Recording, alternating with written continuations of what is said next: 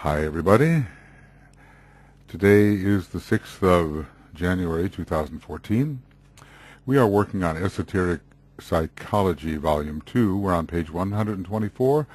This is the Laws of the Soul Webinar Commentaries number 13, and DK is taking up some questions on service, which he intends to answer one by one.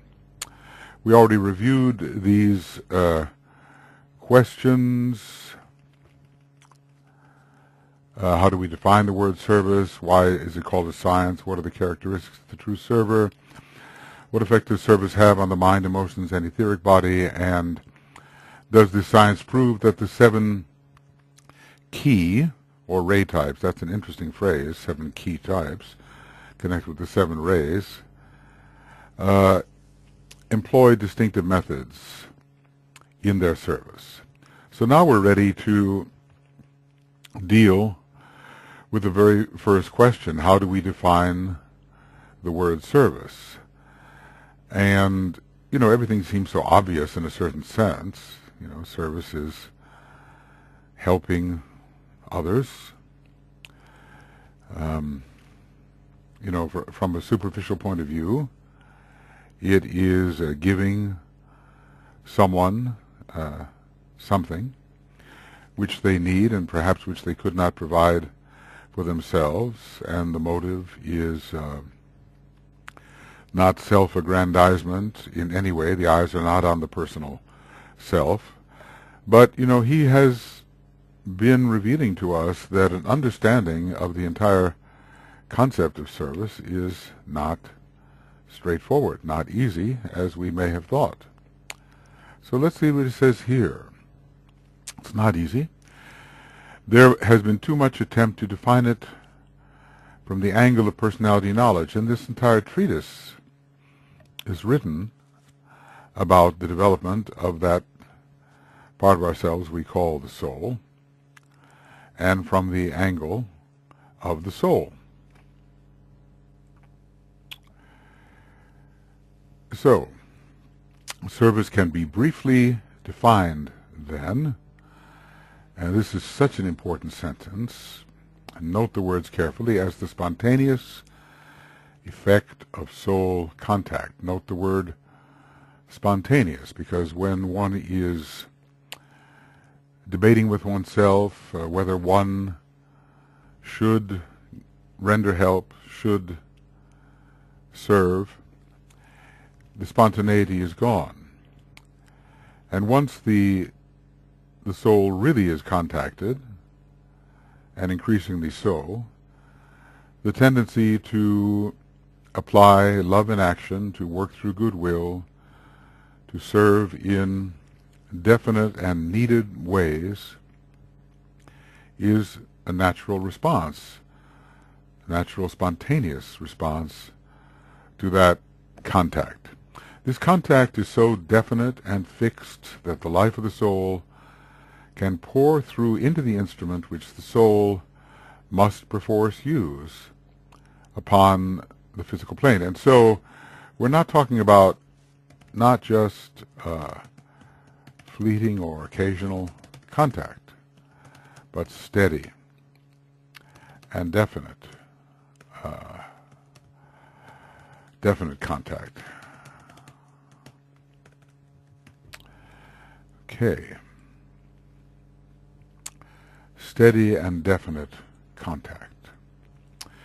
It is the manner whereby the nature of that soul can demonstrate in the world of human affairs, and the higher and the lower must meet, and the higher dimensions must demonstrate if the will of God, the planetary logos, is to be accomplished, if his nature and quality are to pervade entirely those extensions of himself which we call the lower planes. So the higher must demonstrate.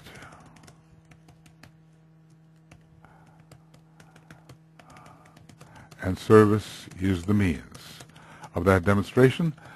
And so we see that there is the quality of manifestation involved in service, and thus its connection, its appearance as the third law of the soul. Service is not a quality, because it involves the expression of many qualities, or a performance.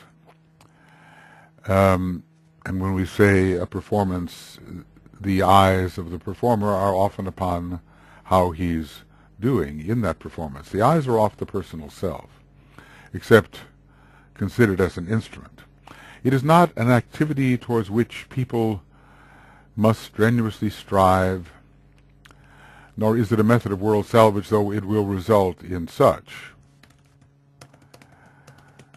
There's so many ways that the world must be salvaged and saved.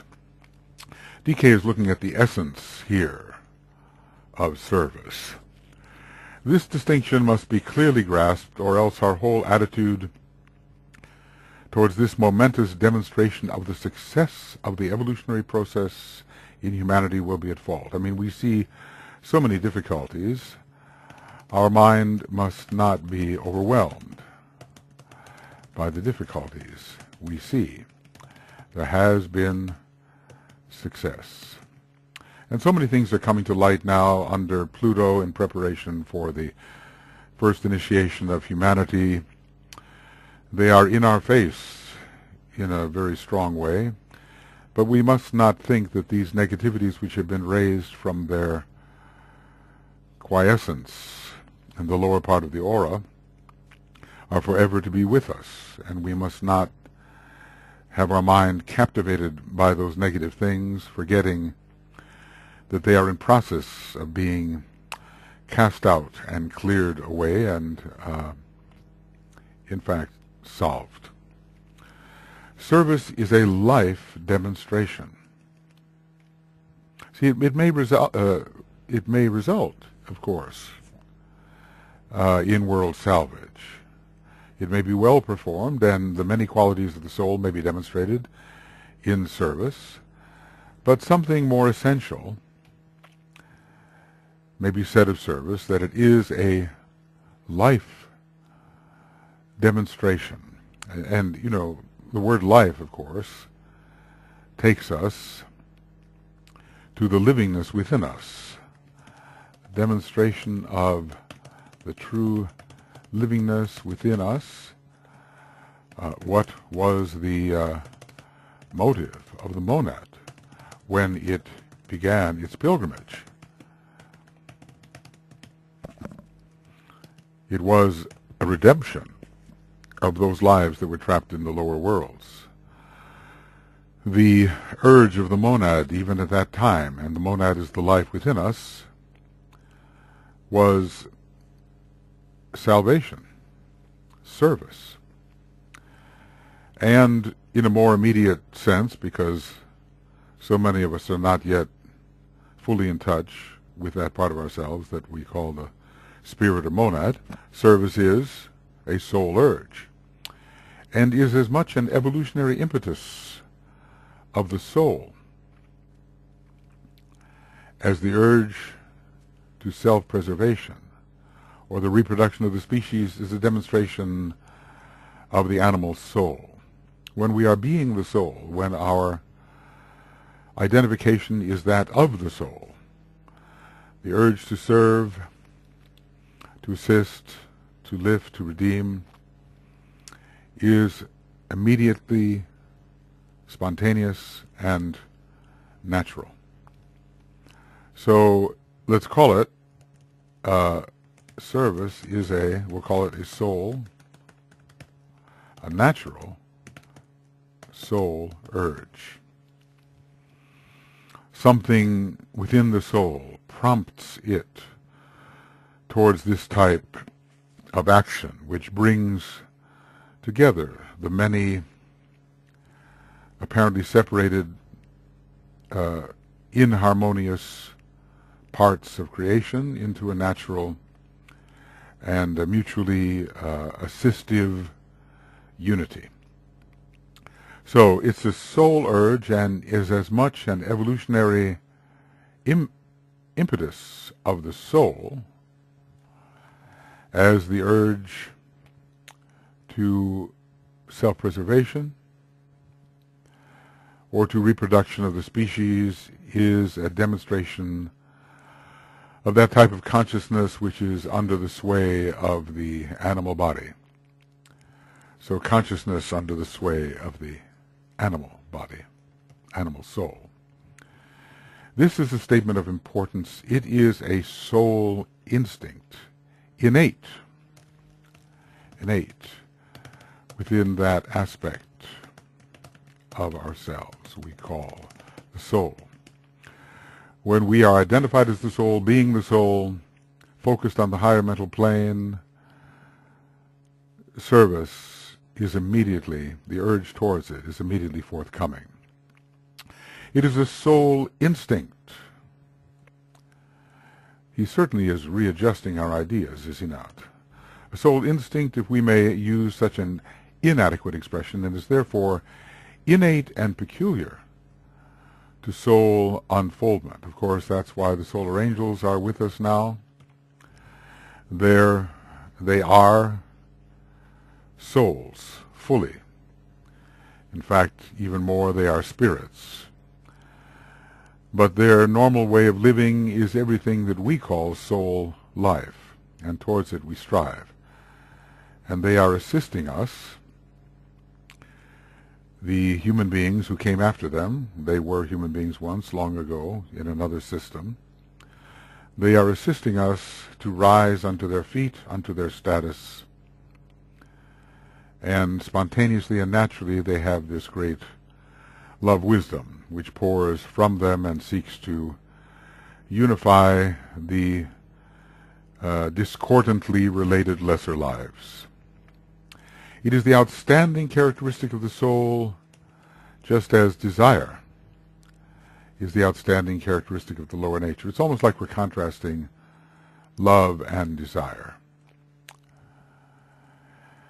Service is the outstanding characteristic of the soul, and so we can always tell when somebody is living as a soul because the tendency towards service will be a fiery impetus in their lives. Just the way desire. So we are contrasting, should we say, contrasting desire and love.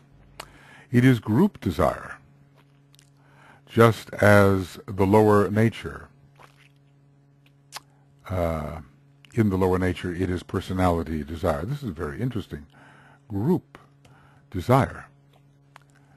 So always, let us say, the welfare of the group is the objective of service, and not just the welfare of oneself as a part of the group. It is the urge to group good. These are just golden statements about service. Here we can come to gather DK's fullest thought about the nature of service. It is the urge to group good. The heart is a group organ, we are told. The heart of love is a group organ and is group conscious. It cannot therefore be taught or imposed upon a person as a desirable evidence of aspiration, because then it wouldn't really be the real thing. The very substance of service, which is love, would be missing. Would be absent. It cannot be taught, therefore, or imposed upon a person as a desirable evidence of aspiration, functioning from without and based upon a theory. In other words, many have the theory of service and have concluded in their minds that service is requisite, necessary, but that's still a mental activity not involving the heart at first. Of course, for true service to be rendered, the mind must be involved. The heart and mind must be fused under Jupiter, under Venus, these great sacred fusing planets. It is simply the first real effect, evidenced upon the physical plane again, in a way, plane number 3 of the personality, physical etheric plane, of the fact that the soul is beginning to express itself in outer manifestation. How very clear and wonderful this material is, showing us that when service is expressing widely upon the physical plane, it will be the evidence that the soul in many people has been contacted by the personality, and of course the coming of Christ will facilitate this. The externalization of the hierarchy, which is in a way the soul of humanity, drawing closer to humanity, will naturally facilitate service, and it will be truly said that the world will be redeemed, as it is said in Agni Yoga, by human hands and human feet. Neither theory, that's the mentality, nor aspiration from the solar plexus will or can make a man a real server. So this is theory, the mind alone, nor the aspiration of the solar plexus will or can make a man a real server. They may go through the motions, certain actions may be taken of a beneficial kind, but the very substance, the essence, the energy, the quality inherent in true service will be missing. How then is it today that there is so much activity in service demonstrating in the world today? And notice there is activity. Is the substance there? Is the real substance of service there? Well, in some cases, yes. Not in all cases, but the activity which reflects true service and is helpful, nonetheless, is present. Okay. Nonetheless. So how is it that there is so much service demonstrating in the world today? Simply because the life, words, and deeds of the world's first great server, because really service had not impacted the physical plane to such an extent before the Lord Maitreya, his last demonstration 2,000 years ago. Simply because the life, words, and deeds of the world's first great server, of the one who came to make clear to us what service essentially is. This is one of the reasons for his appearance, so needed because of the dangers which were foreseen in the situation as it existed at that time, has necessarily had an effect, and men today are earnestly attempting to imitate his example, little realizing that imitation does not net them the true results, but only indicates to them a growing possibility. So, true service, as he rendered it, is rare, but the imitation of service is present and is of value, indicating future possibilities. As Master Moria enjoined us to study Thomas à Kempis' imitation of Christ and to attempt to imitate the Christ rather than to worship the Christ, that imitation is occurring and has some value. Probably in the age of Aquarius, a great age of service, and the impulse of that sign which impels service, Aquarius, that constellation and sign, a truer form of service will emerge, rightly motivated, and there will be a group service, which even now can be seen emerging. Not just the individual animated by the soul and serving through a spontaneous, as a spontaneous result of soul contact, but groups animated by soul and serving also as a result. So we have much to anticipate in the Aquarian age concerning the coming and manifestation of true service. When the great Lord is again walking among us, one can only imagine the tremendous stimulation to serve which will occur. It's really miraculous what is intended, even though we do not know all the, well, even a few of the details of what is intended. I mean, DK has given us a few of the teachings that the coming Lord Maitreya will impart, but there are so many details which over the centuries will unfold, and humanity will be really entirely different by the end of the Aquarian age. This doesn't mean that every last human being will already be on the path. That will not occur until the Judgment Day, which is millions of years ahead, and in the fifth round of whatever round it may be, whether chain round or scheme round, that has yet to be determined.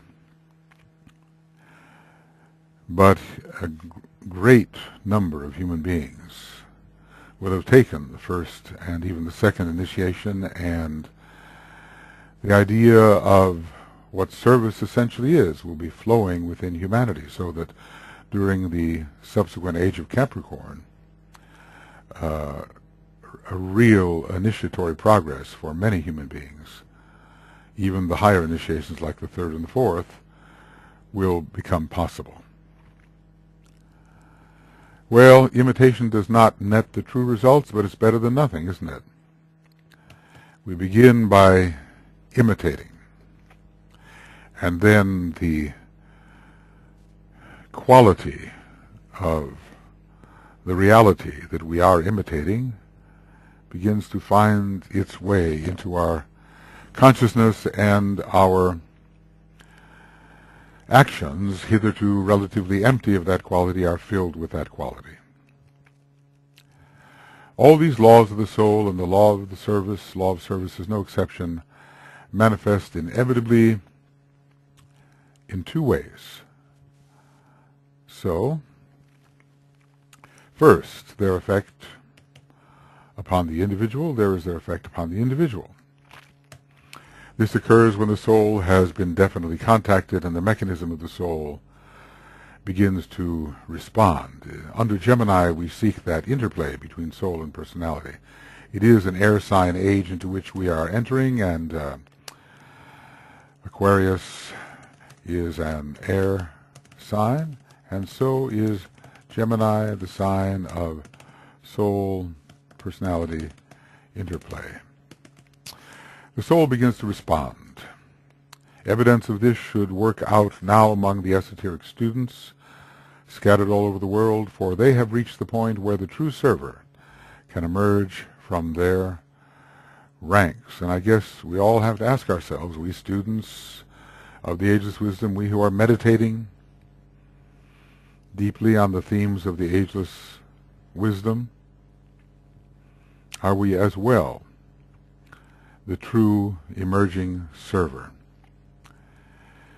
Because as we read just a little while ago, the fruits of meditation must be demonstrated in service, and therefore give evidence. Again, the third aspect, give evidence, the third aspect of divinity, of the established soul contact. Otherwise, all of this remains somewhat in the realm of selfish spiritual experience or pleasure. We may seek to escape from the world and have a higher form of consciousness and be released, liberated. DK warned us that so many of us were attracted to spiritual groups because we sought to be sought our own personal freedom, the freedom of our incarnated soul from the conditions into which that soul is immersed. That is still a form of spiritual selfishness. So we have to give evidence.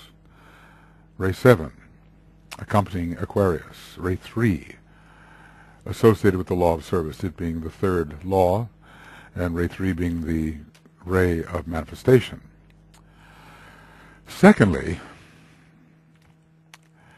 these soul laws are beginning to have a group effect in humanity itself and to influence the race of men as a whole. So often today we do find group service now working. We see response to natural disasters, the outpouring, this tremendously destructive tsunami a decade ago, the hurricanes Katrina and Haiyan, and devastating the lives of thousands of people. And there has been also a group response.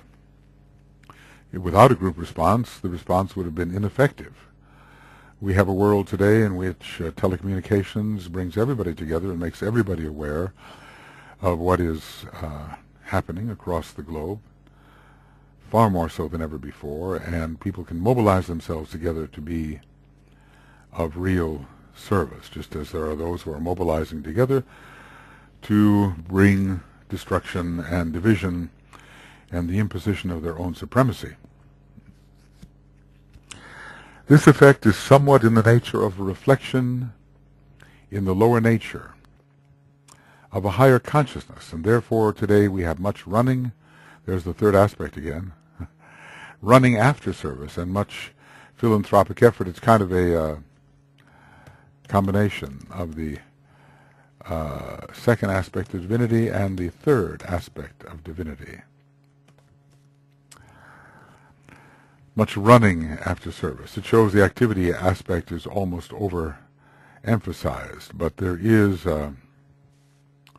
such an important expression of those upon the third ray as it combines with the second toward philanthropy and the supplying of the material needs of human beings. Mostly philanthropy is working out in that manner and has the financial connotation. So these laws are beginning to have a group effect in humanity itself. They are the laws of group life, aren't they? The laws, remember, and we must remember this, these laws of the soul are the laws of group life. So it's a reflection so far, and eventually that higher consciousness will be occurring right down here in the area where today it is simply reflected. A fuller expression of the higher consciousness will occur right here in the more material realms. But DK is being realistic here. He says all of it, however, is deeply colored by personality. It's like many people want recognition for their service. The unseen sacrifice is rare. And, they are honored and feted because they have given. Whenever they give something, their name is attached to it. And there is some reinforcement of the personality. I mean, one really has nothing against it. You sit down on a park bench, which has been dedicated by specific people whose names are on the bench in memory of someone, and maybe a beautiful gesture, but the personality is there. And of course in the much bigger projects it's really there. All of it is, however, deeply colored by personality, and it often produces much harm, for people seek to impose their ideas of service and their personal techniques upon other aspirants. And we are so differently constituted. We have such different energy systems that while the objective may be shared, it would be some sort of totalitarian restraint upon the expression of our true energies to have the techniques of others imposed upon us, perhaps, well, almost definitely then hindering our expression and service by making us perform in a way that is not natural to us and in which our best abilities cannot be expressed. So a great many people have become sensitive to impression, and this is good. We remember that the great Lord of the constellation Aquarius is impressing our whole solar system and very much our planet at this time because of the alignment of our vernal equinox with that constellation. They may have become sensitive to impression, but they oftentimes misinterpret the truth and are biased by personality ends. So it's a partial demonstration of a very worthy and necessary impulse, only a partial and incomplete demonstration now. They must learn to lay the emphasis upon soul contact and upon an active familiarity with egoic life, which is the reason for our constant meditation and eventually sustaining the attitude of meditation throughout the day, as some of the more advanced meditators can.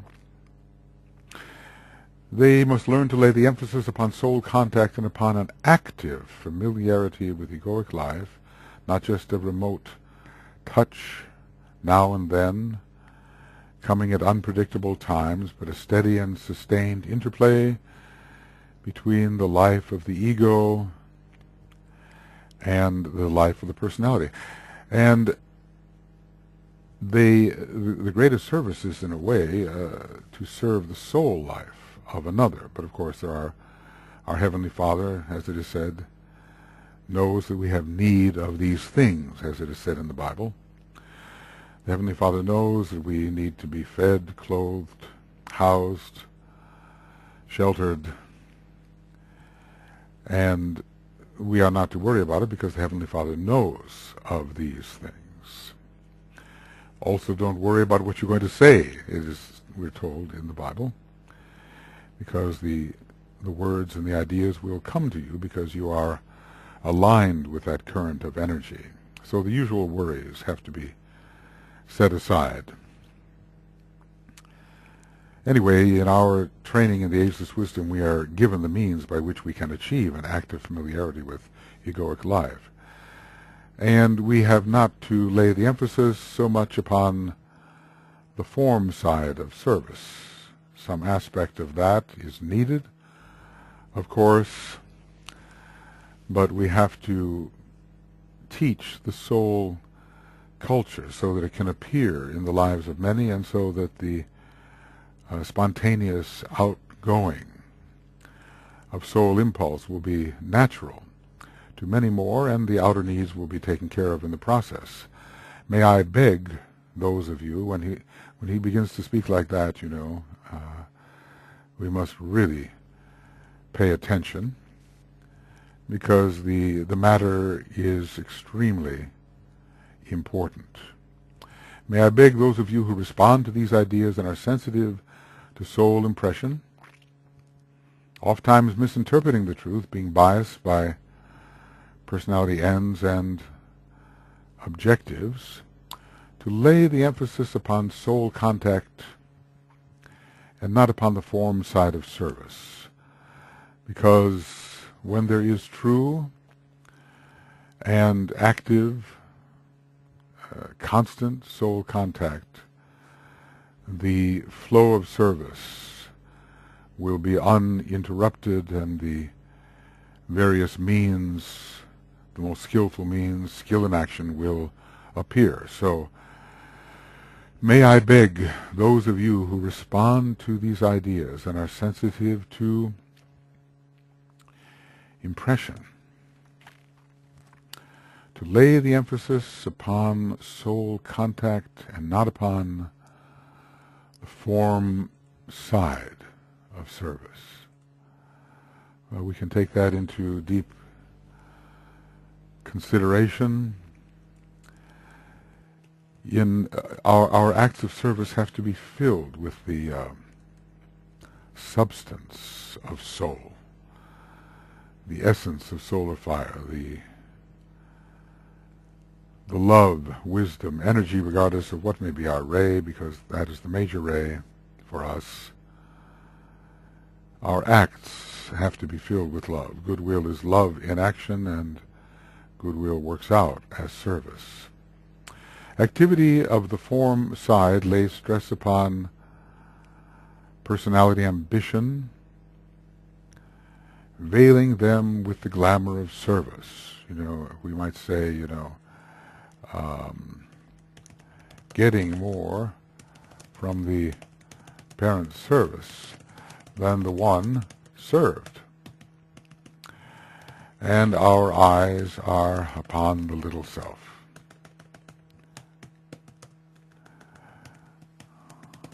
If care over the essential of service is soul contact is taken, then, this is a very important sentence, then the service rendered will flow with spontaneity along the right lines and bear much fruit. These are apparently simple things, but not easily understood or expressed. If care over the essential of service, soul contact, is taken, then the service will flow with spontaneity along the right lines and bear much fruit. So many of us who are students of this great teaching are involved in some sort of active service upon the physical plane, but we can never forget the need to question ourselves. Is this service the spontaneous effect of soul contact, and is the very essence and quality of service filling the outer actions? Of this, the selfless service and the deep flow of spiritual life, which have been demonstrated in the world of late, is a hopeful indication. So there was the Tibetan's response to this question, what really is service? How do we define the word service? And it bears much repetition in our studies so that we become examples of the real flow of service and are not simply going through the motions relating to the activity aspect and not to the second aspect of divinity, which is the love-wisdom aspect, which is the very essence of service. Then he comes to the second question. The next point to consider is the field of this service and its nature as a science.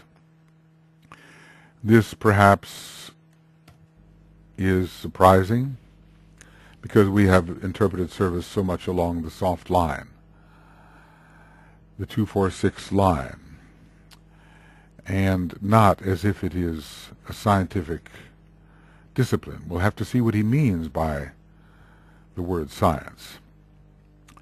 The field of service, first of all, demonstrates as the life of the spirit working within the region of a man's own nature. The spirit is serving within a particular ring-pass knot, a particular field of accumulated energies, which we call the man's own nature. The first thing the soul has to do when contact has been made, and the man knows it in his brain consciousness and owing to the active impression of the mind, is to make the man aware that he is living a living principle of divinity and to prepare the lower threefold nature so that it can automatically submit to the law of sacrifice. We have to know who we are. We have to know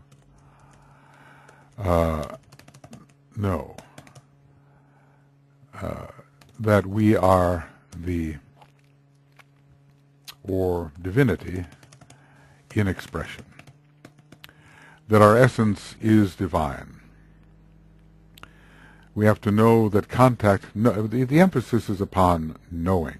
The soul on its own plane is the knower, and we as the soul in incarnation have not to just be the actor or the one who feels, but we have to be the knower. We have to register the true presence of this inner energy source within our mind and brain. And we have to be trained. This requires some training. Prepare the lower threefold nature, so we might say even train the lower threefold nature so that it can automatically submit to the law of sacrifice. The soul on its own plane does undertake the training of the lower vehicle, and we are not to look to others to train us, although some of that training comes along. We are to be trained from within. There is an intuition. We are taught from within. Tuition means to be taught. So this is the very first act of the soul with its own high consciousness, and here we are talking about the presence of the solar angel in the egoic vehicle, and our own simultaneous higher consciousness, as we are multiply conscious on different levels. A hard thing to grasp, perhaps, but when we reach the higher consciousness that even now is operative, our own higher consciousness, we will realize that it has always been there, and we have always been conscious above as well as conscious below. Then we will know the meaning of simultaneous, multidimensional consciousness. I think I'll write that down. Simultaneous, multidimensional consciousness. This is what we all have, but don't really know it. So, the lower threefold nature is trained, prepared, and then it will offer no impediment to the life which must and will pour through it, because so often there can be overstimulation and the activation of lower tendencies when the training does not occur. If the training does not occur, the influx of soul energy can be destructive and can energize opposing forces. So this is the first and hardest task, and with this task, the aspirants of the world are at this time engaged, should we say, struggling within themselves,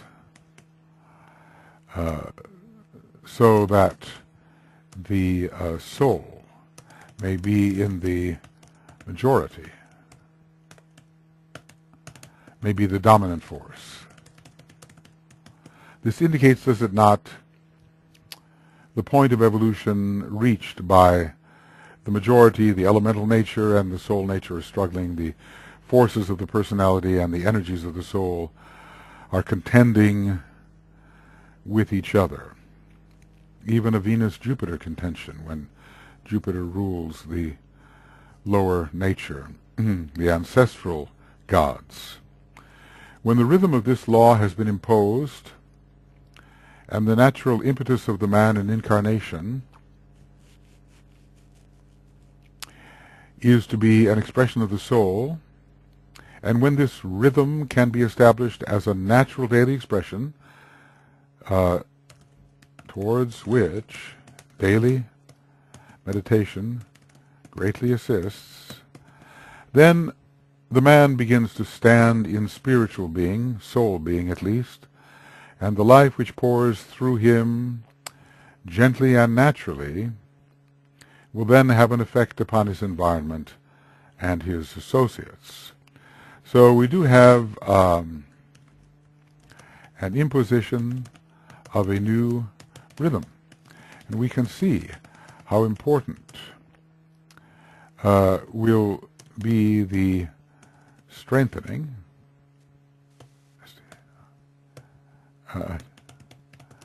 of the seventh ray, the ray of rhythm, in bringing this about in many. Because during this seventh ray age we will tend to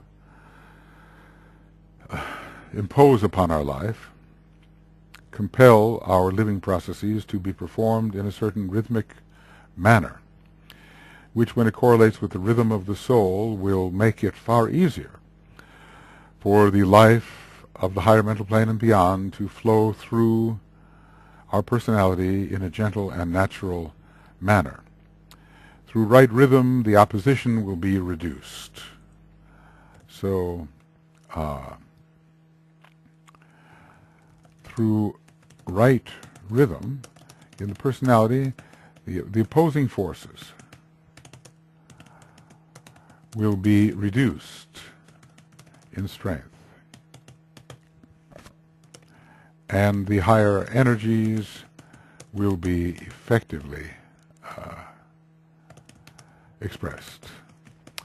So this effect, then, will be called a life of service.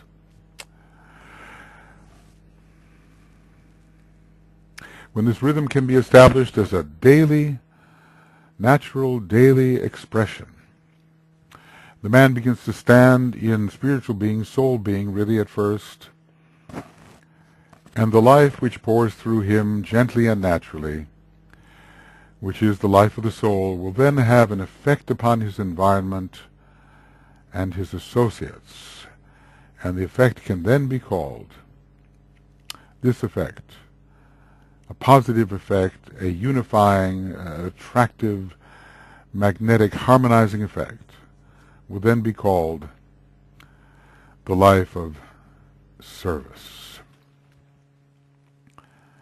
So, indeed, there is a system of practice involved here, and there is a specific result which predictably will occur when certain lines of activity are undertaken and sustained, and thus we call it a science, because certain acts will lead definitely under the law to certain results.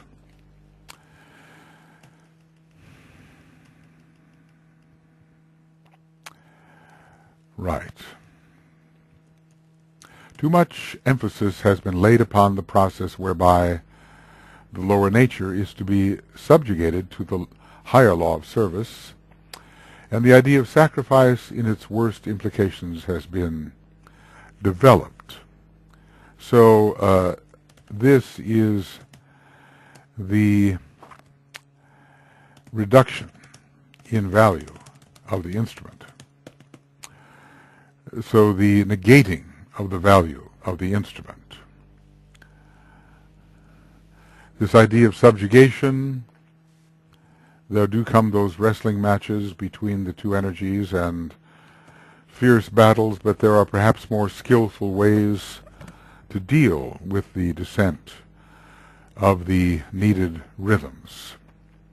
So there has been, perhaps under Pisces and the sixth ray, and also under Pluto and Neptune associated with Pisces, a kind of fanaticism, as we find in the Virgoan labor of Hercules, where the instrument is destroyed, the Amazon Queen, the symbol of that instrument, instead of rendered cooperative and utilized for the energies or forces which it embodies.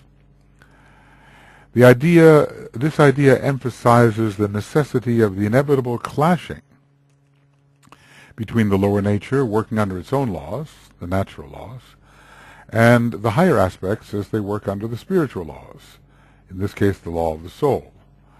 So we might say here that the laws of the soul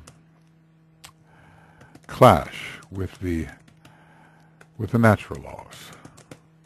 But then too much emphasis. Yes, there is a clashing, there will be a clashing,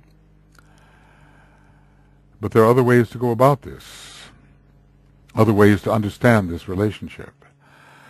Then the sacrifice of the lower to the higher assumes great proportion, and the word sacrifice becomes suitable. So it becomes a dire, dreadful process with no joy in it.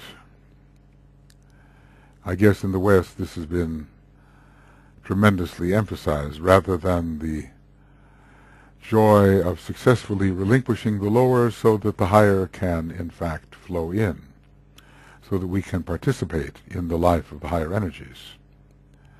So the sixth ray of the last 2,000 years, the sixth ray is interestingly called the ray of undue emphasis. And here he's pointing out a distortion which has occurred, which has given, in a way, sacrifice a bad name. It's very interesting to see how people react to a discussion of sacrifice. They are very eager to define it as something that does not involve pain and suffering. Well, part of that is very true. The true attitude to sacrifice lessens the pain and suffering, but it's also because there is a great aversion to pain and suffering, and even in many an unwillingness to pass through it. This is a planet of purifying pain and releasing sorrow. Or is it the other way around? Purifying sorrow and releasing... No, it's purifying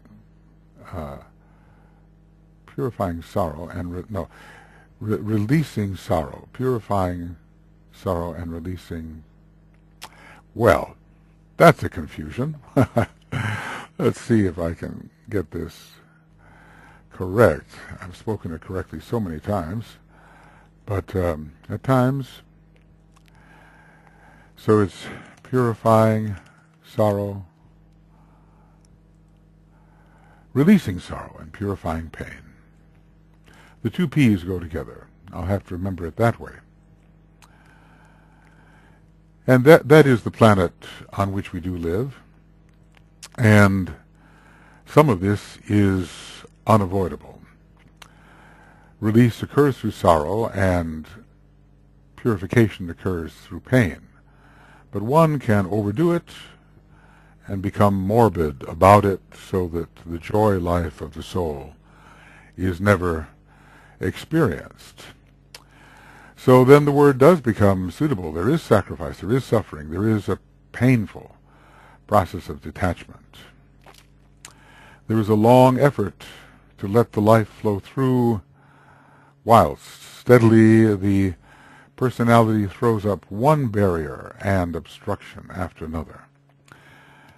We have to remember that when we watch our own behavior, and those who have us in tow, those who are teaching us and supervising us, may watch as this inevitably occurs, that we, functioning as a personality, throw up one barrier after another against their good suggestions and wise spiritual counsel. This stage and attitude we can view with sympathy and understanding, for there are those who have so much theory about service and its expression that they fail to serve and fail to comprehend with understanding the period of pain which ever precedes enlarged service. We're not going to really avoid purifying pain and releasing sorrow. And when the pain seems to intensify, perhaps it is the harbinger of the possibility for enlarged service. We have to understand what people pass through as the soul increases its flow into the personality and meets with resistance. But still there is an overemphasis, a kind of morbid emphasis upon the suffering without understanding the joy of the soul and the joy of service, the joy of the fiery heart of love when it is the true motivator, is burning constantly and seems to overwhelm and burn through the pain implicit in any circumstance. So we do have to have this as psychologists, an understanding of what people are passing through. The theories of these people who have so much theory about service, their theories block the way to true expression and shut the door on real comprehension, which comes from immediate contact with the energies of service, immediate contact with the loving energies of service. The mind element is too active. So in this whole paragraph, DK is speaking of wrong emphasis and the need for proportion, because there's all kinds of ways that we can prevent the natural flow. There are many ways in which an unbalanced personality can prevent the natural spontaneous flow of soul energy, which results in service. When the personal lower self is subordinated to the higher rhythms and obedient to the new law of service, and we might say after much training, then the life of the soul will begin to flow through the man to others, and the effect in a man's immediate family and group will be to demonstrate a real understanding and a true helpfulness. The effect in a man's immediate family and group will be to demonstrate a real understanding and true helpfulness. Well, certainly the server will demonstrate that, and perhaps the members of the near ones, as they are called, will not resist so much the presence of the esoteric direction, of the spiritual direction, in their serving family member. We do know there is a resistance of people who are treading the normal personality ways to those who are attempting to tread the path of service. But maybe when the real life of the soul is flowing through the man to others, this rebellion will be somewhat neutralized. Of course, you look at the life of the Christ, and certainly among the people among which he found himself, there was a great rebellion against what he had to impart. But he was, in a way, laying down the law. With his first-ray mind, he was enunciating these great principles, and they came squarely against the habitual methods of those who were functioning in an entirely different manner. So anyway, there must be this preparation, this trained subordination to the higher rhythms. We need a rhythmic spiritual life. We need a rhythmically spiritual life. Now you kind of wonder, in a great server like Madame Blavatsky, who had such a huge load upon her, whether she was able to achieve such a rhythm, or whether she had really transcended that and was in a completely self-sacrificial mode and was driving herself forward by any means possible to bring through what had to be brought through, even with her tremendous labors. Yet another book had been planned, I understand, and could not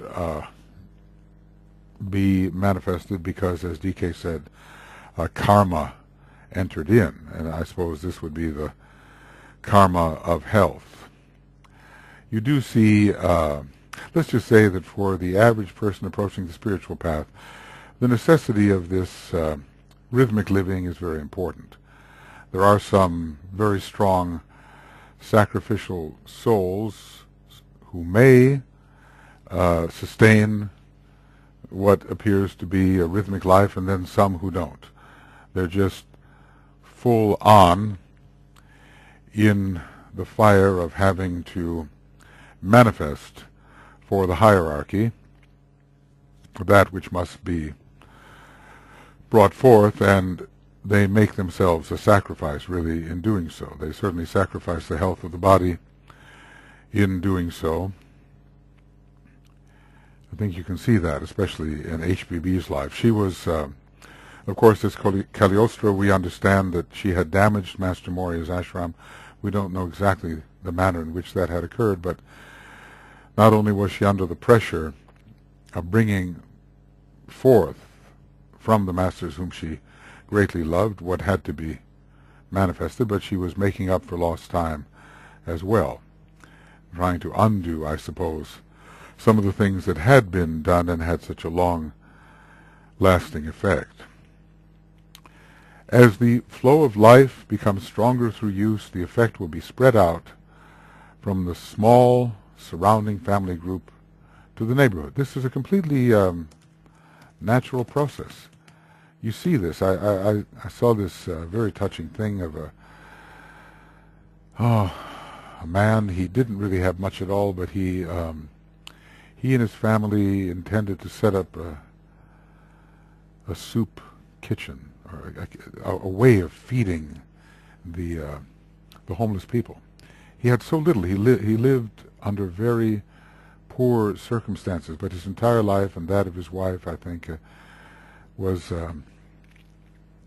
dedicated to finding the food and bringing it every day to the people who needed it. And that just started small, but before you know it, word about what he was doing spread. And before long, people were bringing to him. He used to have to search and scrounge and, to find the necessary food. So much of what people threw away, I think, was part of it, maybe restaurants and things of that nature. But eventually, they began to support him because the effect of his service spread from the family group to the neighborhood and beyond, and eventually publicized all over the world, and eventually he was really supported in doing this. And instead of living in this tiny room as he did with his wife, he was given ample quarters. That's how service works. And it has a natural magnetic attraction to sources of support, so that more service may be done.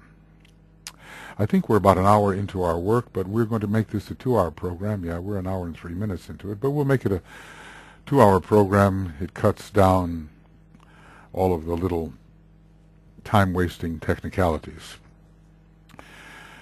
So as the flow of life becomes stronger through use, in other words, practice, the effect will spread out from the small surrounding family group to the neighborhood. A wider range of contacts becomes possible until eventually, if several lives have thus been spent under the influence of the law of service, the effect of the outpouring life may become nationwide and worldwide. And we will find here, then, we might say, the world disciple.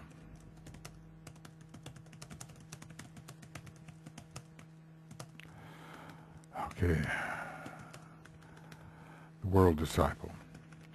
You kind of think of someone whose influence has been profound in the world. Recently, Nelson Mandela died in his 90s, 94, was it? 94 years old, something like that. And this had a worldwide effect. I mean, there was a real world disciple, and perhaps several lives had been spent under the influence of the law of service.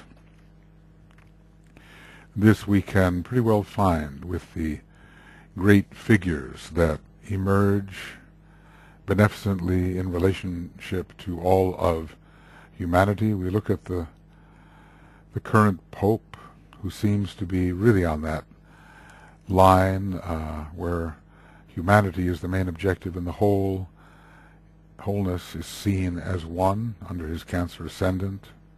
We see the Dalai Lama really proven in this. Worldwide influence under the law of service. We cannot trace these lives yet, but eventually it will be psychologically amazing to do so, to see how these capacities have grown. But it will not be planned, nor will it be fought for as an end in itself. In other words, worldwide recognition will not be fought for.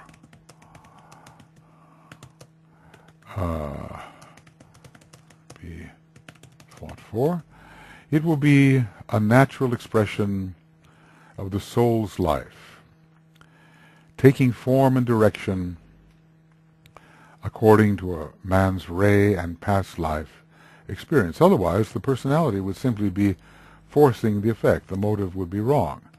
If the personality forces an effect, the motive is incorrect. This natural radiation, this natural magnetism, a natural outpouring, a great second ray, essentially second ray outpouring, will eventually overflow the cup and pour forth for the benefit of everyone. And this reminds us, of course, of the cup of Aquarius, the cup or the urn on the head in the law of service naturally overflowing so that all can benefit from that which has been accumulated over many lives of preparation. We are all in process, and I suppose it is denied to us to have a specific recollection of all these many lives right now, as it would be an interference in the process of doing well in the moment. I've often used the analogy that if I'm playing the role of Macbeth, I don't want suddenly to be remembering Hamlet's lines because it's enough to act out Macbeth. And later one can stand back and review the roles that one has played.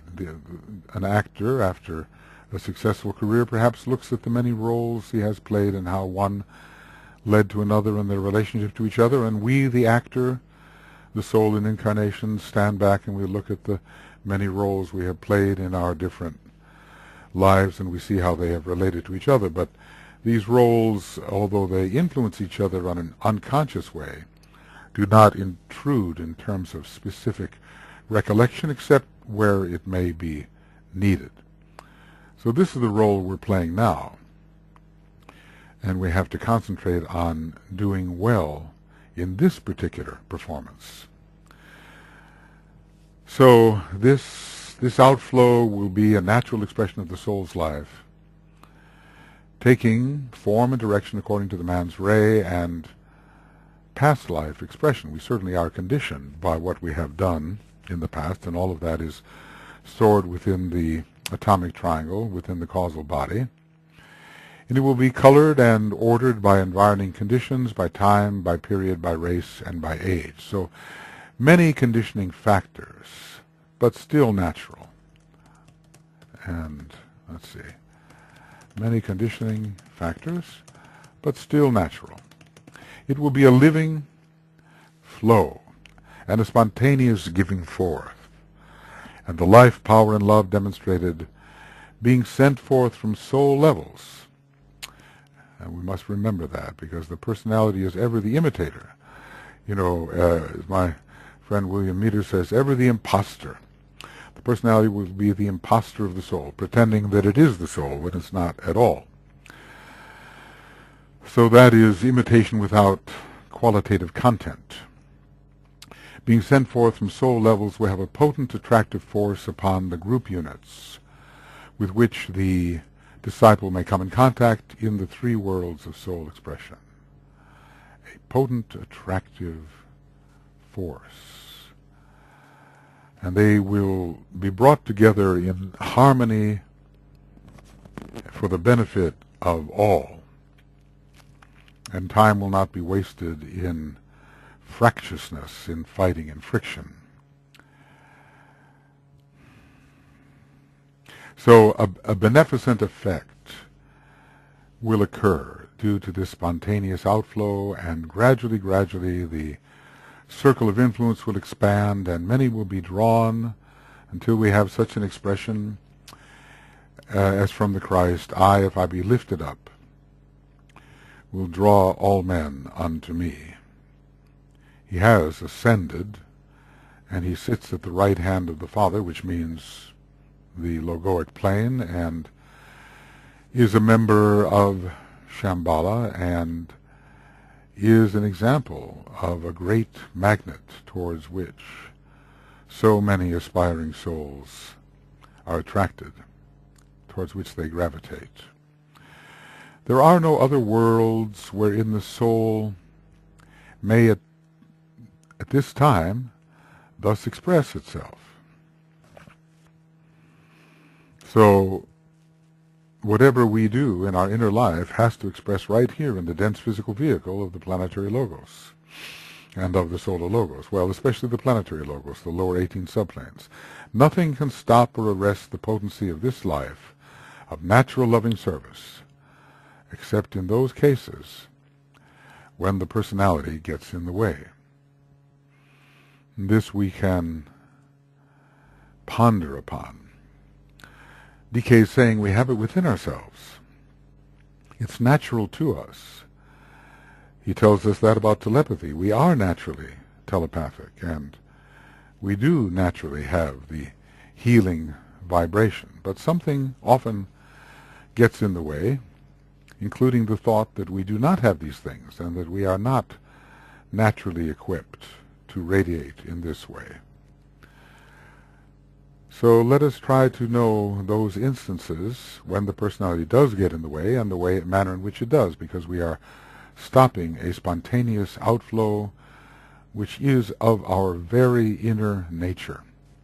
Nothing can stop or arrest the potency of this life of natural, loving service, except in those cases wherein the personality gets in the way.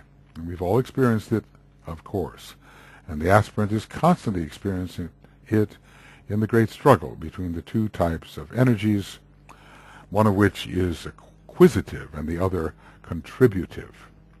Then service, as the teachers on the inner side of life understand it, and that's an important qualifier because it's the real service, gets distorted and altered into busyness. When he used the word earlier, much, what did he say, running after service, much running after service. It becomes changed into ambition, into an effort to make others serve, as we think service should be rendered, and into a love of power which hinders true service, instead of into love of our fellow men, our fellow human beings. Well, DK is experienced here, and he's warning us, he's telling us about all the ways that our attempts to serve can degenerate into something which is not really service, as the teachers on the inner side understand it. It's so difficult to take the eyes off the little self and to really care about the other person more than we care about ourselves. But right there in the very first rule for applicants, if he cares not for the suffering and pain of the lower self, if it is immaterial to him whether happiness comes to him or not, if his brother's need is of greater moment than his own, then the law of love is functioning. There's one I left out. I want to look at that. cares not for the suffering and pain of the lower self.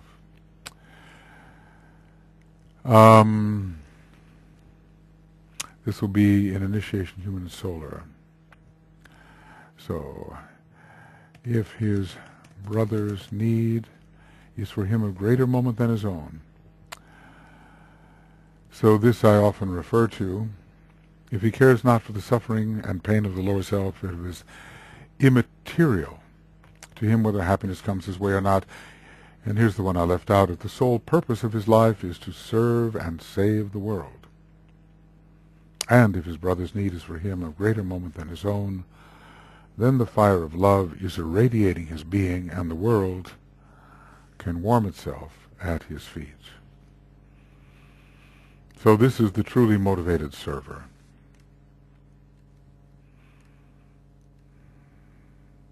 Who has love of his fellow human beings foremost in his consciousness.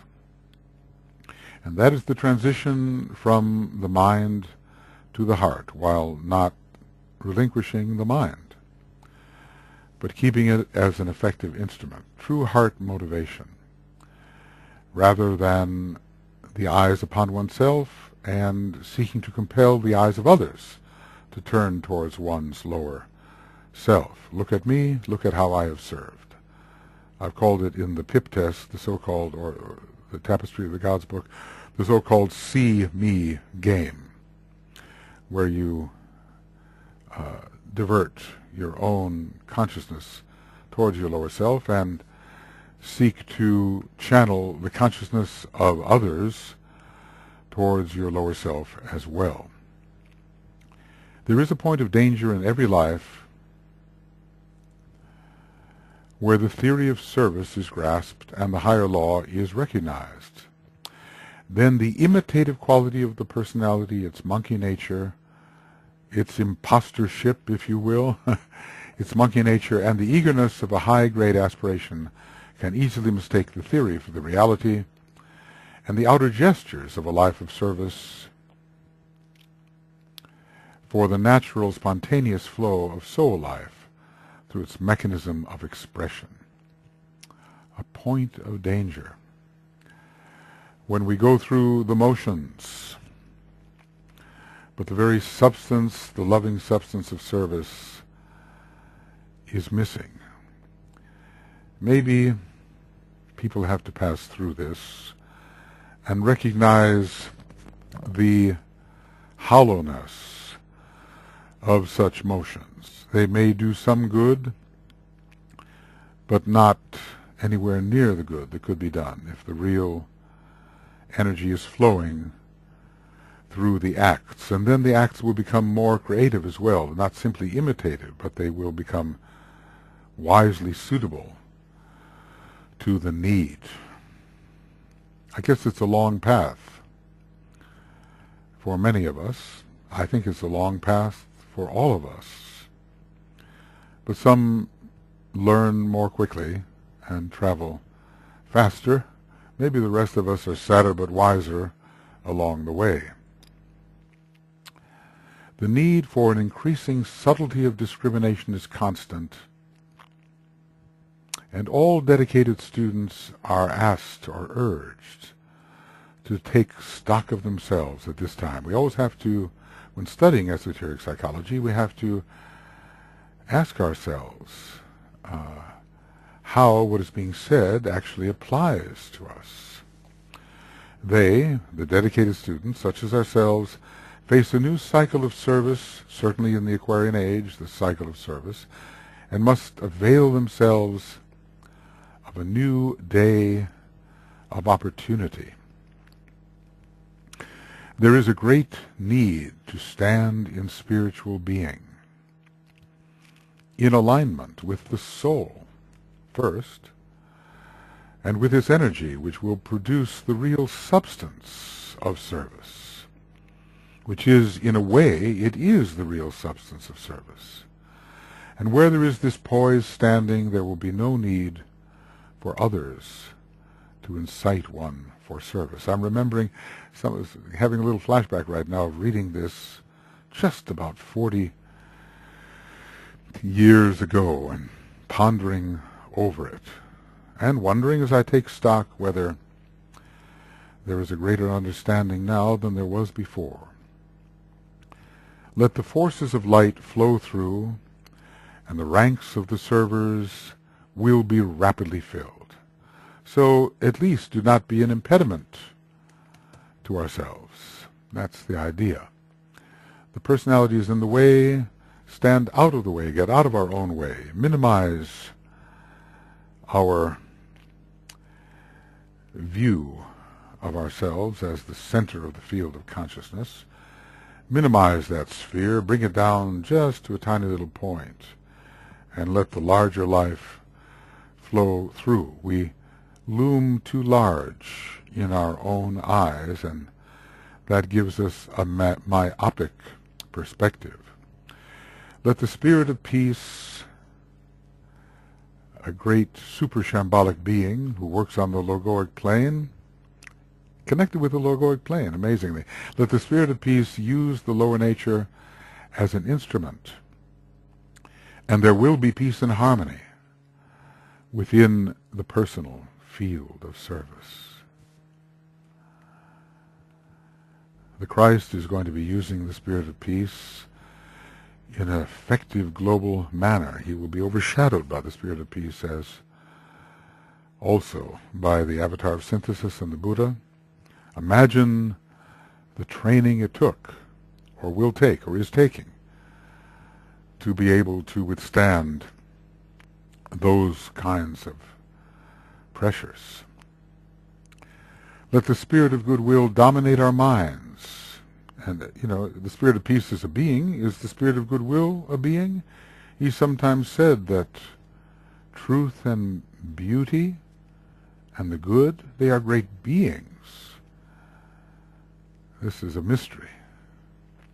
Let the spirit of goodwill dominate our minds, and there will be no room for the spirit of criticism and the spreading of destructive discussion, which will have its effect, whether heard by the one criticized or not.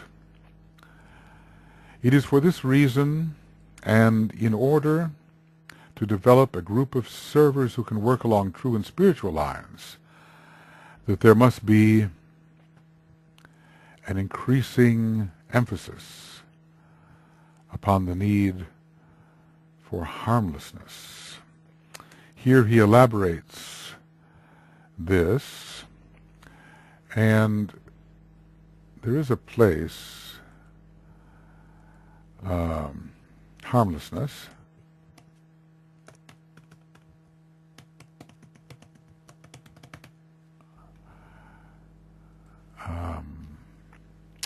and this is so important that I'm going to underline this and relate it to what we're going to read about harmlessness here. Harmlessness is the expression of the life of the man who realizes himself to be everywhere and who lives consciously as a soul, whose nature is love, whose method is inclusiveness, and to whom all forms are alike, in that they veil and hide the light, and are but externalizations of the one infinite being. And there's more that is said here.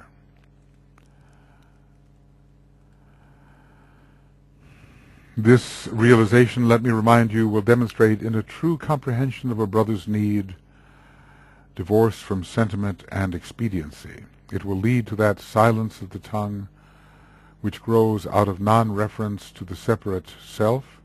It will produce that instantaneous response to true need which characterizes the great ones who, passing beneath the outer appearance, see the inner cause which produces the conditions noted in the outer life. And so, from that point of wisdom, true help and guidance can be given.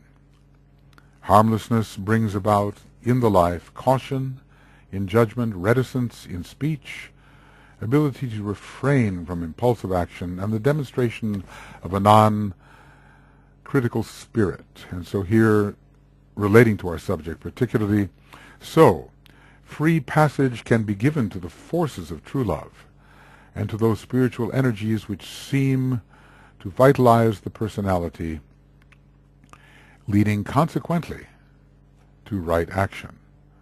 This is a golden paragraph and should be memorized. I've memorized part of it, but now I see that the entirety of it should be memorized. And here's the review on harmlessness, which follows. Well, there is a review on harmlessness, and this sets up that review. So then going back, well, actually I want to interpolate this. Why not? Page 102 and 103, interpolating this,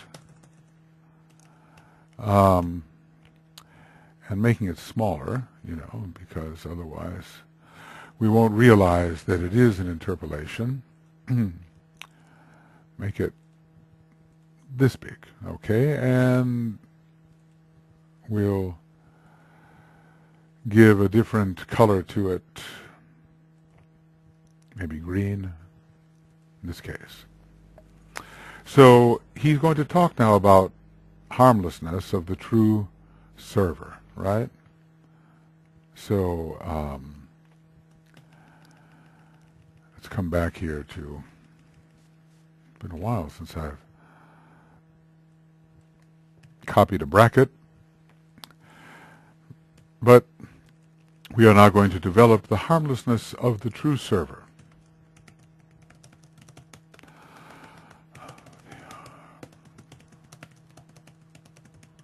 Okay.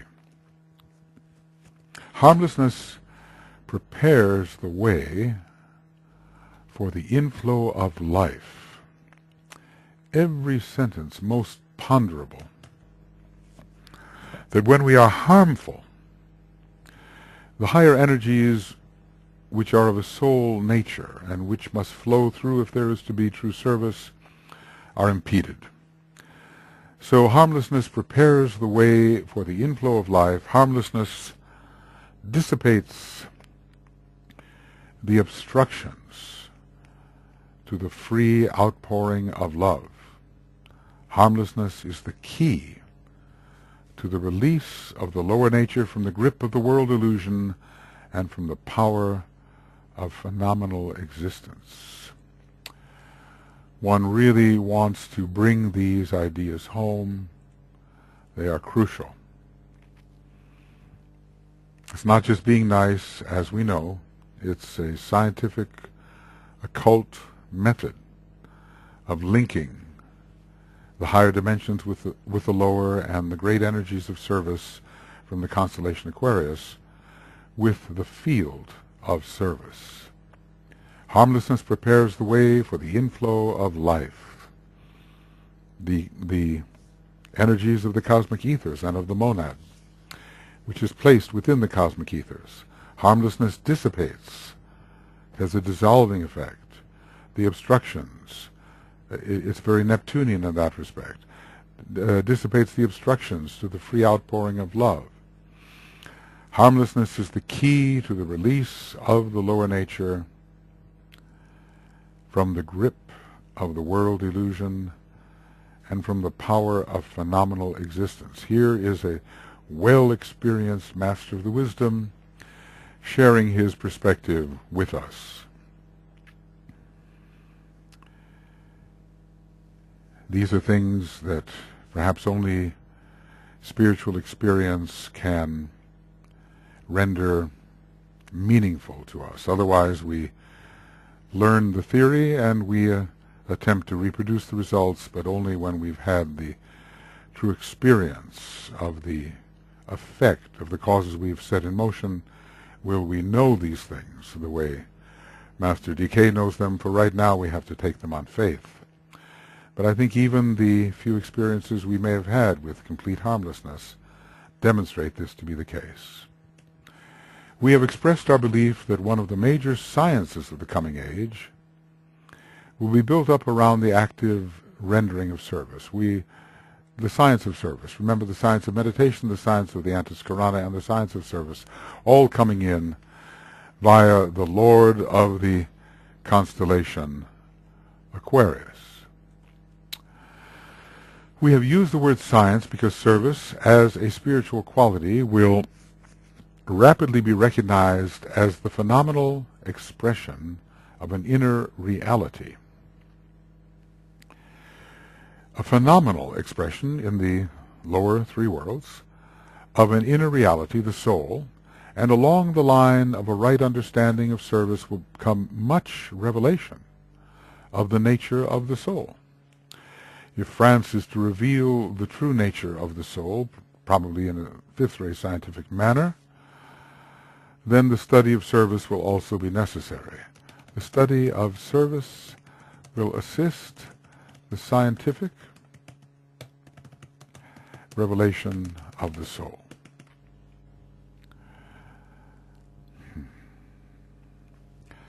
Service is a method of producing phenomenal outer and tangible results upon the physical plane. Again, the connection with the third ray is this is the third law. The third ray producing the phenomenal outer and tangible results. It's the action part of the Trinity. The first ray, the power that impels, and the second ray, the preservation of harmony, the wise application of energy, and the actual activity itself in the phenomenal areas being ruled by the third ray. Service is a method of producing phenomenal order and tangible results upon the physical plane. I call your attention to this as an evidence of its creative quality, again, linking with the third ray. Third ray, ray 3, the ray of creative intelligence, as DK prefers to call this ray. So the science of service, the right method of bringing through the higher energies, this will be discussed shortly. By right of this creative quality, service will eventually be regarded as a world science, the successful method, according to intelligence, of bringing through the higher energies for the betterment of the lower spheres which it contacts. So the creativity of service is very interesting here because we have to creatively represent the divine plan, intelligently, appropriately, with the right measure of applied energy in the right place. By right of this creative quality, service will eventually be regarded as a world science. It is a creative urge, a creative impulse, a creative, momentous energy. This really is a different angle on service, is it not? The creative nature of service allying with the ray of creative intelligence and ingeniously seeing the need and bringing together the need and that which will meet the need in an intelligent and well-measured manner. It's not just enough to say, to give a stupid example, you're thirsty, so I will throw a bucket of water in your face, I mean, there's all, right here in the bucket is what will meet your need. But what do? Dump the water on you? Because in my eagerness to get the water to you, I do not measure the manner of its application. So we cannot simply flood the one to be served with an inappropriate amount of energy, inappropriately directed, inappropriately applied. Our intelligent creativity comes in here to know exactly the right means of application and what forces have to be assembled and brought together. That is often a creative urge to gather from many places and make a combination of the forces that have to be applied in the antidote to the need. So eventually a world science. How can we solve this problem? How can we serve by solving this problem intelligently? Can we serve by solving problem X intelligently? And this will demand a creative solution. A creative urge, a creative impulse, a creative momentous energy. Sometimes we do have to admit that Master DK really comes up with the unexpected and causes us to ponder deeply. I'm not finished pondering this one. This creativity of service has already been vaguely recognized in the world of human affairs under varying names, such as the science of vocational training. Well, you know, it's the, let's say, the right matching of the assembled energies to the task at hand. In other words, it's the round peg in the round hole and not the square peg in the round hole. We have to understand the interlocking of energies, and we have to ourselves assemble those energies, selectively drawing them from various places. The third ray has this quality of selectivity, and then combining them. When Master Moria defines creativity, he talks about new combinations of energy, combining them for correct application at the right time, in the right place, in the right way. So we can see how the creative intelligence, the assembling, combining, appropriately combining intelligence is involved here in the true acts of service. We cannot blunder our way in. You know, there is what we call skill in action, and this involves the third ray and its expressions with the seventh ray. Skill in action. Oh, so it appears. Okay, let's see. SKI. Skill in action is needed. And this calls for refinement, refined intelligence for correct application. Maybe we're getting some idea of how the act of service is really creative, and how service itself is a creative urge, because we seek to create the divine plan below. We seek to align with the archetype of the plan and find the intelligent ways of manifesting it. This will call for creativity on our part, combining the necessary energies. So we seek to create the manifestation of the divine plan below through an act of empowered, loving, creative intelligence, which is service. So we cannot leave the intelligence out of the act of service. Otherwise we simply have the sentimental, emotional service, which may not do any good at all. If I'm a surgeon and I want to serve my patient, I better have some pretty exact knowledge of exactly what the problem is, and great skill in action in my hand. Otherwise, all of my good intentions will come to nothing, and I may do more harm than good. Recognition of the impetus coming from a right understanding of social relations and their study is not lacking.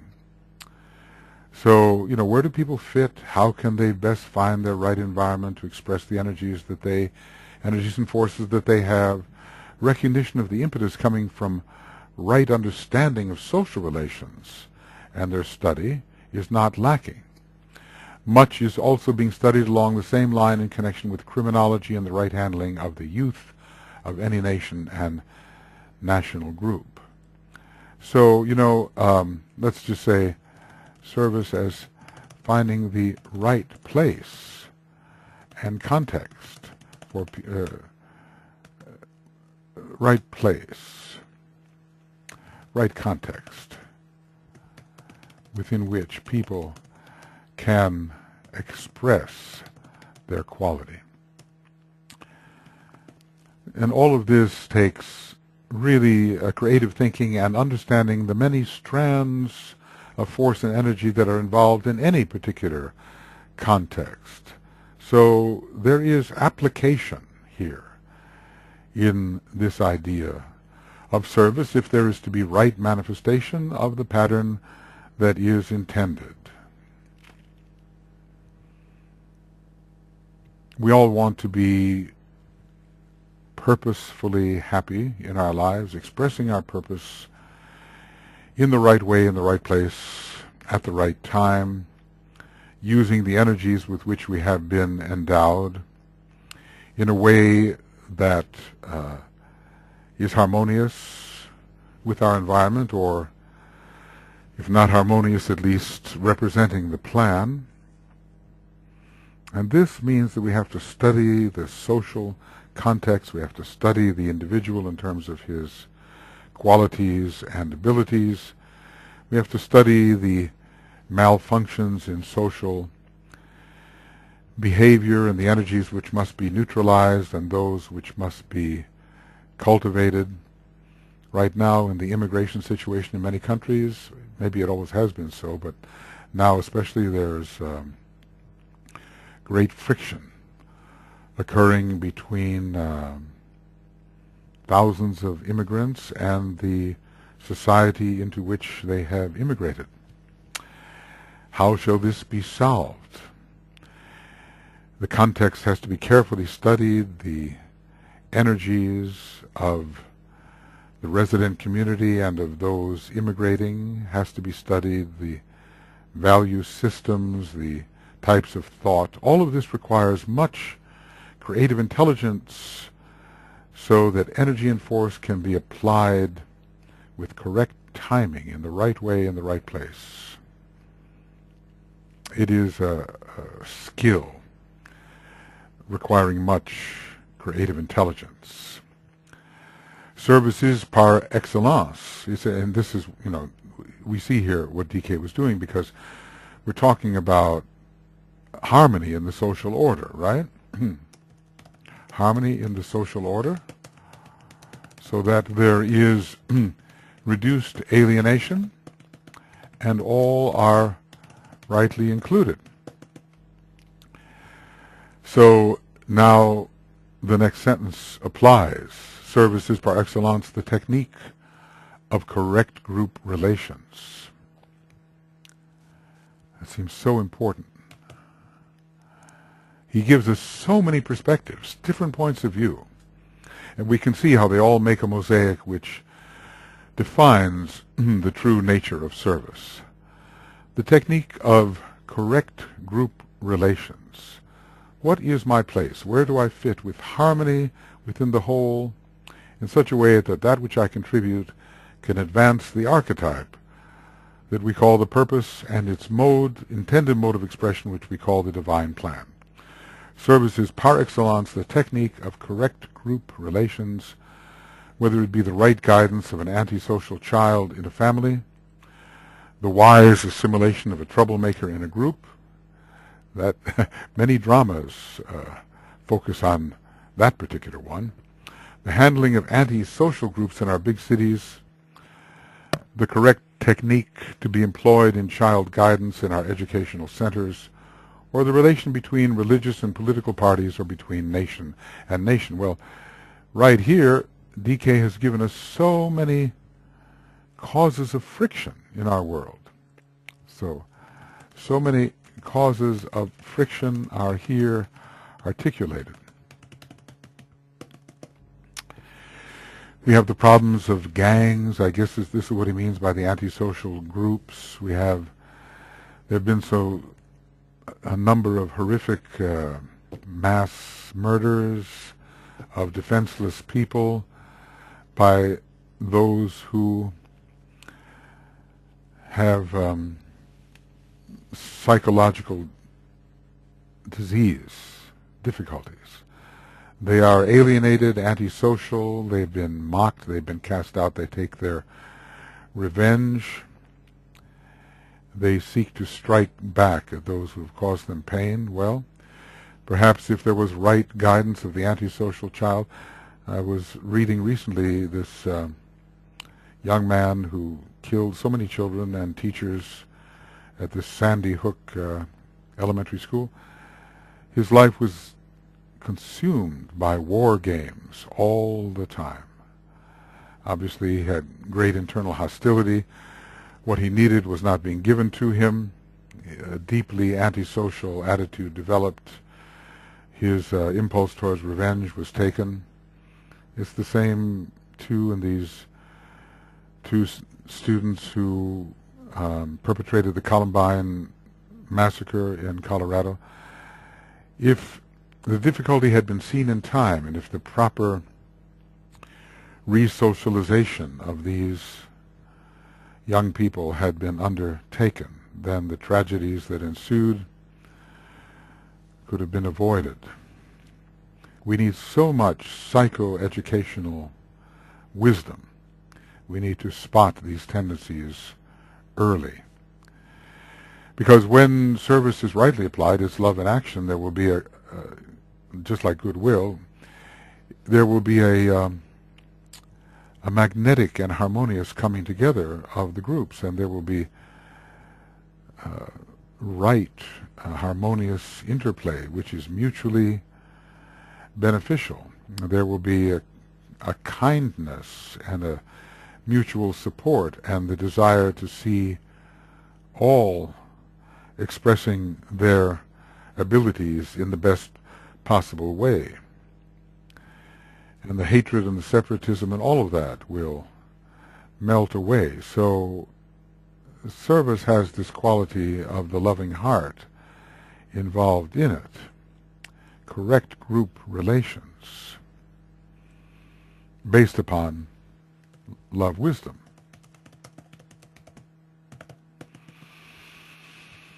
So we see what the result in society will be when Christ's purpose to demonstrate the true nature of service is finally widely recognized, accepted, and practiced.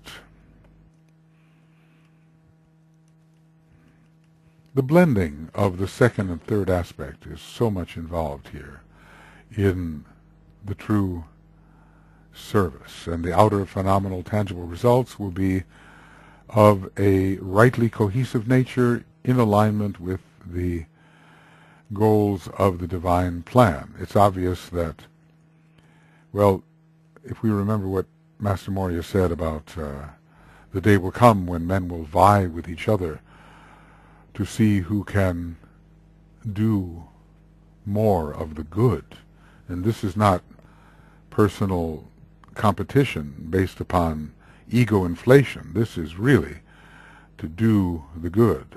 New methods will be found, increasingly efficient, powerful methods to do the good. And maybe we can never get rid of the entirely competitive nature of the human being, inasmuch as right now it's a fourth-rate kingdom, but they will vie with each other to better do the good. This, we can only imagine what a huge change will then occur in our society. So all of this is part of the new and growing science of service, exact methods of producing loving cohesion, exact, predictable methods of producing loving cohesion within humanity and also amongst the kingdoms of nature, I would say, because we can serve the lower kingdoms of nature, and we are right now. The imposition of this soul law, maybe it's imposed at first through servitude and through the sacrifice petals that demand that there be service, forcing it in a way. The imposition of this soul law would eventually bring light into a distracted world. We've been pulled away from the true spiritual values. We're off the track in what our desires seek. The imposition of this soul law will eventually bring light into a distracted world and release human energies in right directions. And here we have again vocational guidance. There's so many people that are just, according to who they are, they're in the wrong place, doing the wrong thing.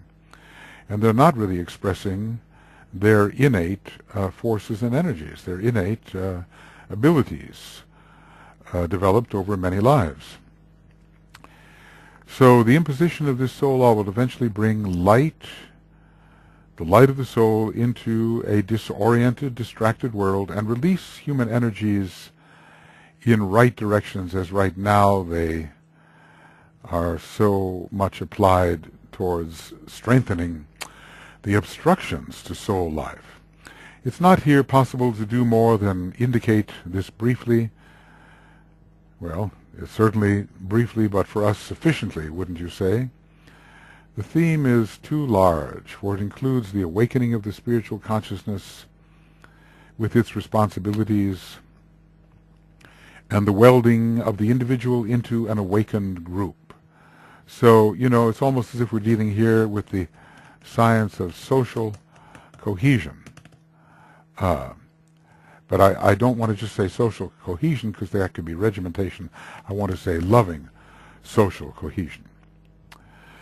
It involves also the imposition also of a newer and higher rhythm upon world affairs. Let's just say no longer based on national selfishness. And this constitutes, therefore, a definitely scientific endeavor, because there is a method and a system with practical results expected, a method and system with predictable results, and warrants the attention of the best minds.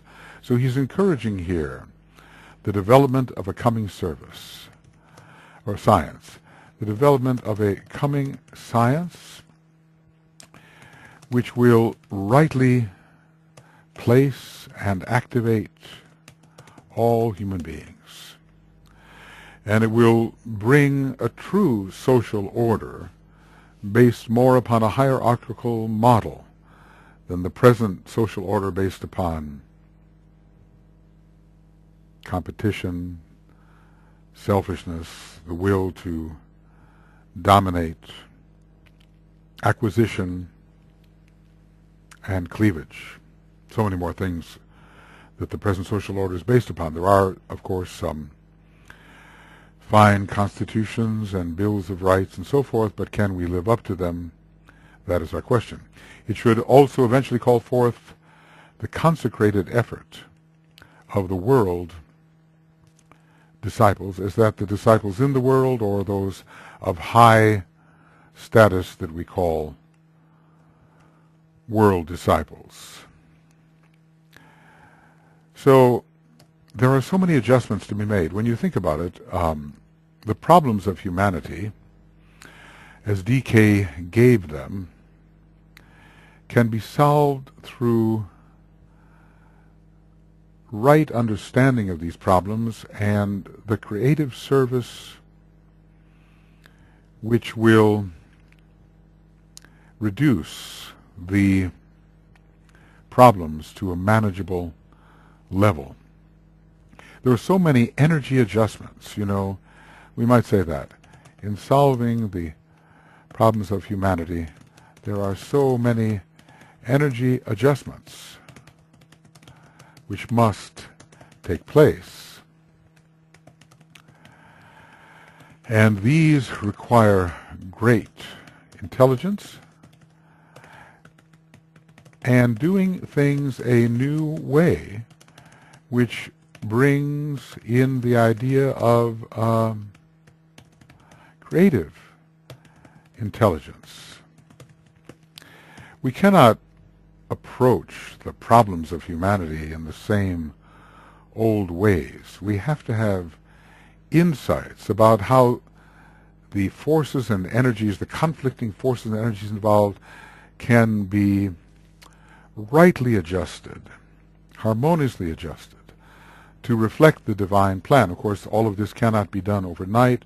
As DK says, the fourth ray is sometimes needed to connect the old ways of doing things with the new ways of doing things, so there is no abrupt cleavage that will occur.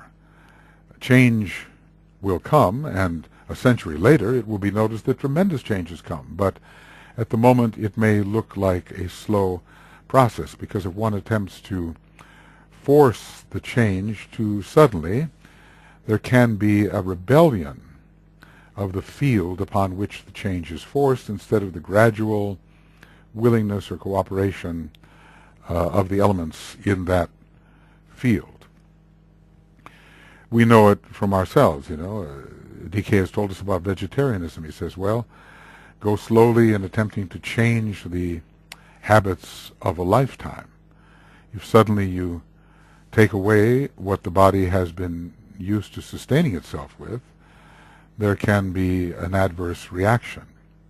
Of course, things are now moving fast, and the first ray method of imposition is upon us, and we are entering Aquarius via Saturn, which carries much first ray with it, and which carries the quality of imposition. Because humanity is the world disciple, it is entering Aquarius via Saturn. Whichever way individual human beings may be traveling around the zodiac, whether clockwise and into Venus first or counterclockwise into Saturn. As a whole, this quality of the imposition of the law is coming upon us, and this will be an age of regulation, very much so. Aquarius does not at first promise all the freedom which is associated with it.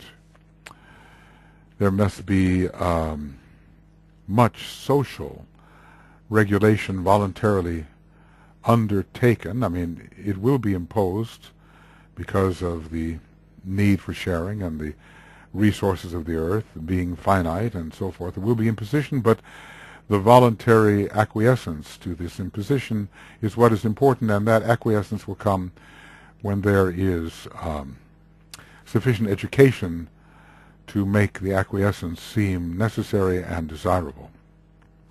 Well, we are getting ready to move on to the next question: what are the characteristics of the true server? Aren't these practical questions, and aren't the answers to them wonderful? I've been studying this book a long time, but I really realize, the depth and practicality of the Tibetan's mind in dealing with these things, and may we assimilate them and express them, and thus have a beneficent effect upon our environment.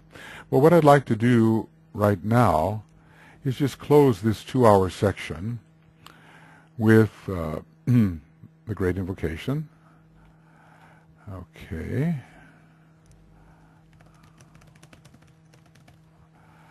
I think it's a good way to work. And then we'll go on with the number 14, Light of the Soul webinar commentaries number 14. So, Great Invocation. From the point of light within the mind of God, let light stream forth into the minds of men. Let light descend on earth. From the point of love within the heart of God, let love stream forth into the hearts of men. May Christ return to earth.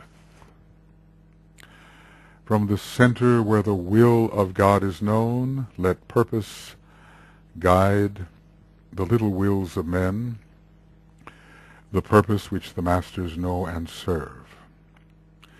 From the center which we call the race of men, let the plan of love and light work out, and may it seal the door where evil dwells. Let light and love and power restore the plan on earth. Oh.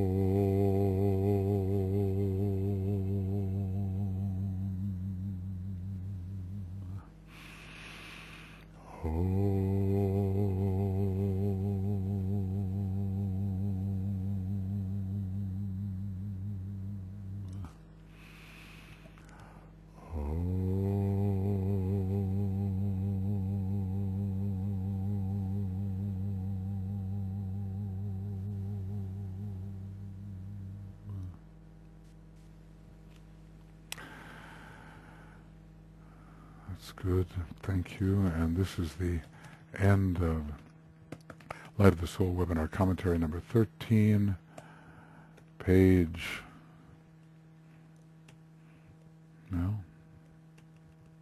131. And beginning with Light of the Soul webinar commentaries 14, page 131, and we'll take up the next question. Okay, friends, let's continue our studies. I hope this mode of leisurely associative discussion is useful to you. I know it's more of an integrative pattern and pulls in many things from far afield sometimes. It's not exactly the outline method, is it? But I hope it is of some use to you, and I will continue this method. Bye-bye.